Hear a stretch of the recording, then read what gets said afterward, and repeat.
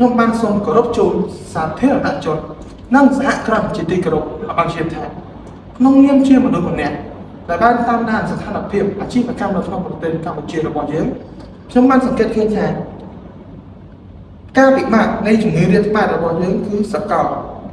ចឹងខ្ញុំសូមអំពាវនាវដល់លោកឯកឧត្តមនឹងទទួលបន្ទុកអគ្គនាយកដ្ឋានពន្ធដារសូមឲ្យមានការកាត់បន្ថយអត្រាពន្ធនិងបន្ធូរបន្ថយអត្រាពន្ធសម្រាប់សហគ្រិន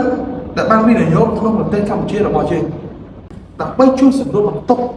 និងការចំណាយរបស់ពួកគាត់មួយចំនួនក៏ដូចជាដើម្បីពង្រីកសេដ្ឋកិច្ចរបស់កម្ពុជាយើងឲ្យបានល្អឡើងវិញខ្ញុំបានយល់ឃើញថាបើសិនជាអាចអនុវត្តឲ្យបានកាន់តែល្អនោះសេដ្ឋកិច្ចយើងក៏បានមានចម្រើនកាន់តែលឿនដែរចុងក្រោយនេះខ្ញុំជឿជាក់ថាបើសិនតែយើងអាចបន្ថយបន្ទុកពន្ធបានប្រទេសកម្ពុជាយើងនឹងមានឱកាសរីកចម្រើនលូតកម្ពស់នៃការច្នៃប្រឌិតនិងជំរុញសេដ្ឋកិច្ចឲ្យបានលូតលាស់ទៅមុខជាទៅទៀត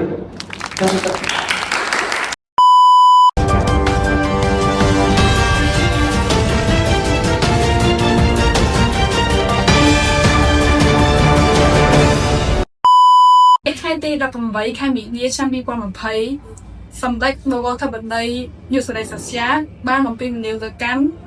លោកឯកឧត្តមដែលទទួលបន្ទុកនៅអគ្គនាយកដ្ឋានពន្ធដារឲ្យបន្ធូរបន្ថយអត្រាពន្ធមួយចំនួនទៅកាន់សាធារណជននិងសហគ្រាសដែលបានវិនិយោគទុននៅក្នុងប្រទេសកម្ពុជាដោយហេតុមកពីការរីកចម្រើនដ៏កាចសាហាវនៃជំងឺ COVID-19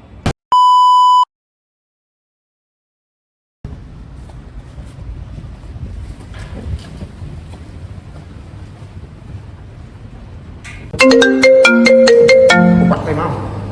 បាទលោកនេះស្រួលបាទអូលោកអាដាមខ្ញុំមកឃើញព័ត៌មានមិញសម្ដេចគាត់ប្រកាសថាឡើងពន្ធអីមិញនេះលោកអាដាមបាទអូព័ត៌មានហ្នឹងខ្ញុំទៅបានមើលដែរបាទ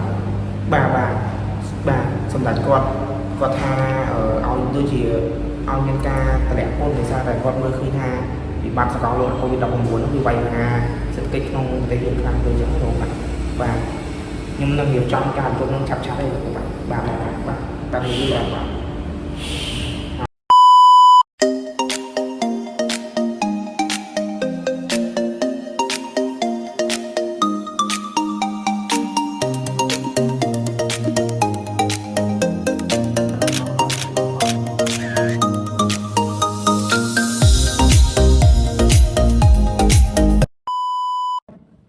ខ្ញុំទទួលបានការខលពីលោកអង្គរដ្ឋនាយរដ្ឋមន្ត្រីយើងនៅក្រសួងសេដ្ឋកិច្ចគាត់ឲ្យអំពាវនាវយើងមានការបន្ធូរថយពន្ធមួយចំនួនដើម្បីជួយដល់សហគ្រាសយើងចឹងទៅដោយសារតែឥឡូវនេះបច្ចុប្បន្នយើងមើលឃើញជាក់ស្ដែងដោយសារជំងឺរាតត្បាតហ្នឹងអញ្ចឹងយើងត្រូវតែបន្ធូរបន្ថយយ៉ាងไรហ្នឹងខ្ញុំចង់ឲ្យទាំងអស់គ្នាសិក្សាទៅលើអាប្រភេទពន្ធដែលយើងបានកំណត់ពីមួយខែមុនហ្នឹងកំណត់មកវិញថាយើងអាចតម្លាក់ពន្ធណាខ្លះបានដើម្បីជួយដល់សាធារណជននិងសហគ្រាសយើងចឹងទៅអូខេ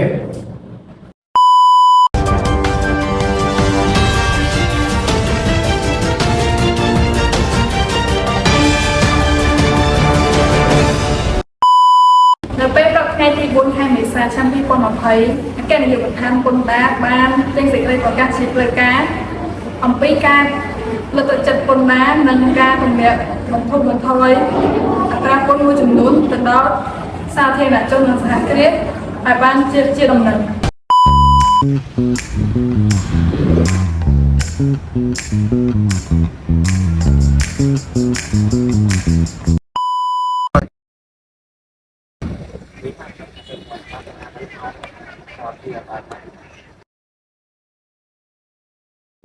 ចង់អញ្ចឹងព័ត៌មានជាងថ្មី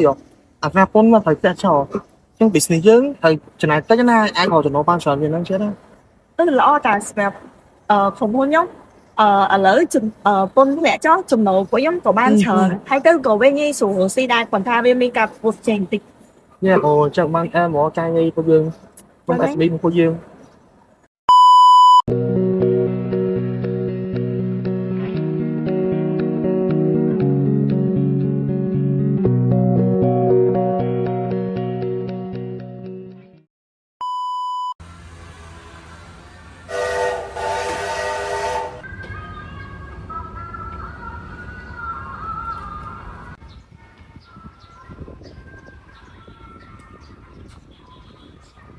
A few moments later.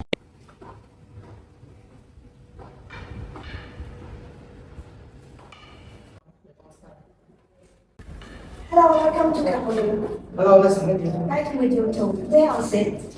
Thank you. So, I have found a business partner that I should invest in your company. Can you list me all the benefits? The benefit from the investment in Cambodia right now, our government are reducing the tariff. So I think it has a lot of benefits to invest in our country with the lower price and cost of recruiting and all the lowest cost. You know what? I think this is a good opportunity for me. I would like to invest in this.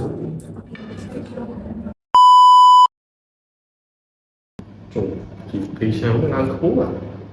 tê xuống nó làm tray nó là đóมันมือป่องนี่แหละchỉ khi sáng nó mới khú àไอ้ตัวเบี้ยโตเดินลางทั้งมีไอ้หนึ่งปากคอต่อแต่พอหนาเลยเตะชิ้นเยอะแล้วเราไอ้ตอมไอ้ช่วยดอสไลน์ในการไหนยังไม่มาหรอกต่อได้ยังไงทั้งโลกช่วยบาการจมมวยมันไปดอสไลน์สมรู้ในการไหนมวยnữa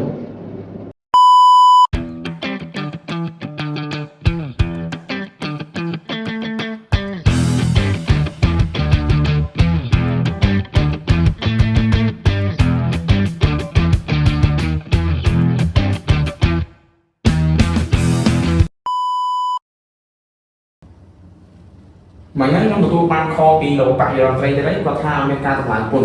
cho tới lộ thì ở Hàn còn tôi làm chung cân mày đấy តាមគណិតខ្ញុំខ្ញុំគិតថាការឡើងពលនោះវាអាចធ្វើឲ្យប៉ះពាល់ដល់ការរបស់ចាក់ស្លាយនៅសហគ្រាសរបស់យើងហើយចាជីវកម្មមួយចំនួនក៏អាចនឹងប្រឈមមុខនឹងការខ្សែធនឬការបិទចោល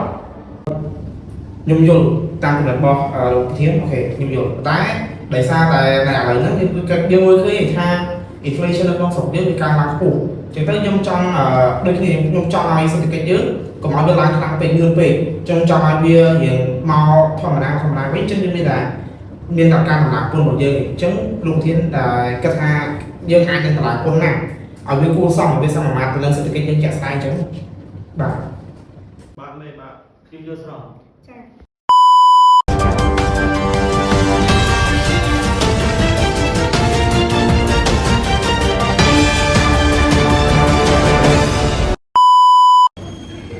នៅពេលលាមកពីរុស្ស៊ីនេះ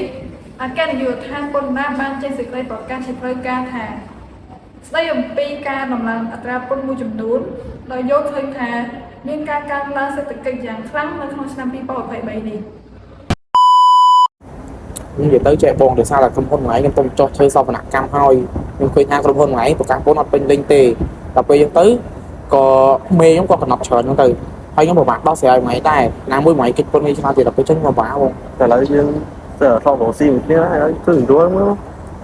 ជួយសម្រួលវាសម្រួលបានហើយបើតែពិបាកដោះស្រាយមួយមេអញ្ចឹង យកដុំហ្នឹងមិននឹងគ្រាន់អត់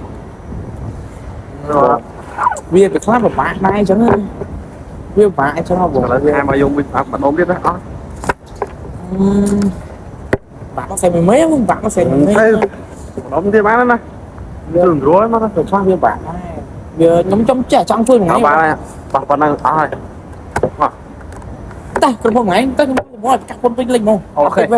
ចាប់ឲ្យថាអត់ទេ បាទលោកអាដាមចំណុចពន្ធក្នុងខាងនេះគឺល្អបាទយើងរកបានលើផែនការគ្រប់ពេញពន្ធអត់តែក៏មានករណីមួយចំនួនដែលយើងអត់បានដោះស្រាយនោះដែរ មកយ៉ាងខ្ញុំចង់ ចាលោកឯកឧត្តមសម្រាប់ករណីនេះគឺក្រុមហ៊ុនបរទេសមួយមន្ត្រីសាវនកររបស់យើងបានរកឃើញថាពួកគេមិនបានប្រកាសពន្ធពេញលេញដែលជាហេតុនាំឲ្យពួកគាត់មានការកិច្ចព្រមអត់បង់ពន្ធតាមចំនួនដែលបានកំណត់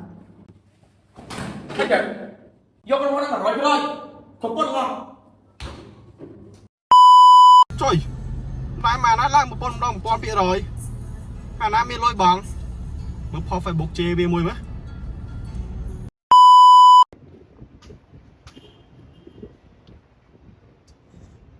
ចុយបងទៅស្គៀអានេះផុសជេរប៉ុណ្ណាអានត្រីសើកិនមួយបាយជេរមិនចាយដល់គុក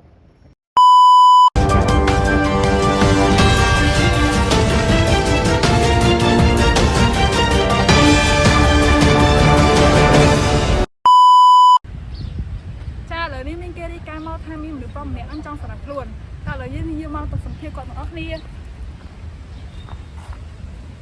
បងមានរឿងកាត់ឡើងមែន ចប់បងខ្ញុំសាយធន់ មិនចង់ គេតឡើងតាក់ខ្ពស់ពេកគេស្មាត់ទៀតបងទេចប់បង ប៉ះប៉យតិចតិចប៉ះឡើងបង ចាក់មកទៅណា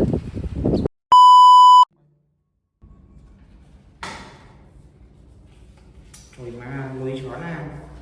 ឲ្យដងតម្លៃខ្លួនមកមើលស៊ីបានហ្មង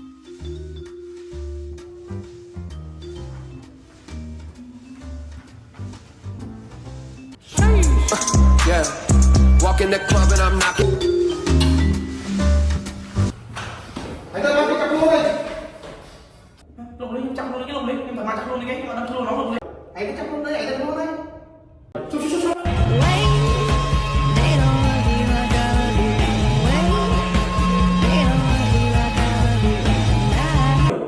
លោកលី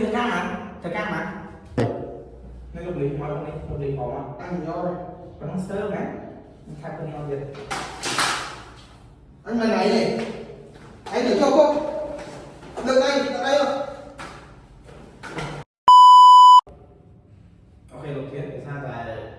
ក្នុងរយៈដែលយើងតម្លៃតាមគុណនឹងមកខ្ញុំឃើញថាមានផលប៉ះពាល់ខ្លាំងដែរដែលធ្វើឲ្យអាជីវកម្មមួយចំនួនត្រូវបានបិទដោយសារតែការគុណយើងខ្លះមានការឡើងខ្លាំងពេកអញ្ចឹងណាចឹងទៅខ្ញុំចង់បន្ថយឬក៏យើងឲ្យដាក់ថ្ងៃនេះចិត្តការឆ្នាំបងពេកកាន់ទៅដើម្បីជួយសម្រួលពួកគាត់កុំឲ្យពួកគាត់មានការចំណាយខ្លាំងពេកដោយសារតែចឹងហើយបានធ្វើឲ្យពួកគាត់ហ្នឹងត្រូវបិទ business បិទអីចឹងខ្ញុំចង់មានចឹងយើងអាចថាបន្ថយអត្រាពូនបានកាន់តែលឿនទៅល្អហើយសូមឲ្យត្រីយើងដែលនេះទៅពីការប្រជុំនឹងហើយខ្ញុំចង់ឲ្យត្រីយើងចេញសេចក្តីការកាន់តែលឿនកាន់តែល្អដើម្បីថាឲ្យប្រជាពលរដ្ឋយើងគាត់ទទួលបាននឹងហើយគាត់សប្បាយចិត្តអីចឹងហើយគាត់បន្តអាជីវកម្មរបស់គាត់ដោយសេរីភាពរបស់គាត់អូខេ Makes it harder to see underneath. Did we ever know? Did we ever know? Did we ever know? Is it all inside of my head? Maybe you still think I don't care, but all I need is you. Yeah, you know it's true. Yeah, you know it's true. Forget about where we are and let go. We're so close.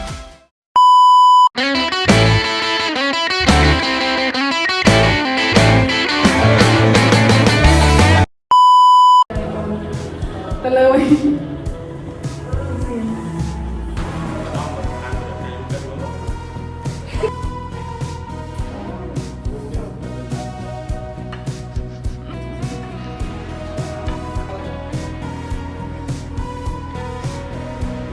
ចេញមុនមកដល់ហើយ អីគេ ចេញពណ៌មកដល់ហើយពីពេក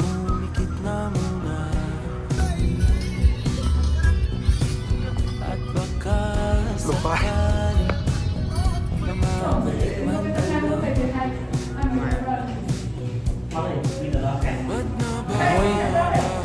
មួយ